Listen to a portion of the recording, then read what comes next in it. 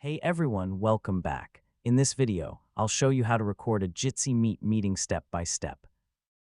Before we begin, keep in mind that meeting recording isn't available on every Jitsi Meet server. The feature depends on the public service or the self-hosted server you're using, and some servers may disable recording entirely. So let's get started. First, start or join your Jitsi Meet meeting using a supported web browser or the mobile app. If recording is available on your server, you'll see a More Actions or three-dot menu in the meeting controls. Next, click or tap the More Actions menu and look for the Start Recording option. If it's available, select it and follow any on-screen prompts.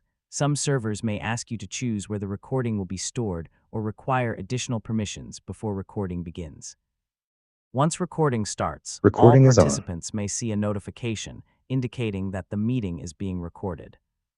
It's always a good idea to let everyone know you're recording and make sure you follow your local privacy laws and your organization's policies.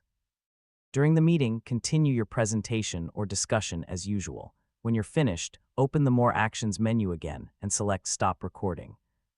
Wait for the recording to finish processing before closing the meeting. Finally, access your recording from the location specified by your Jitsi server. Depending on your server configuration, the recording may be saved to cloud storage, a shared drive, or another destination managed by your administrator. And that's it. You now know how to record a Jitsi Meet meeting when your server supports the recording feature. If this tutorial helped you, don't forget to like the video, share it with your friends, and subscribe for more easy tech guides. Thanks for watching, and I'll catch you in the next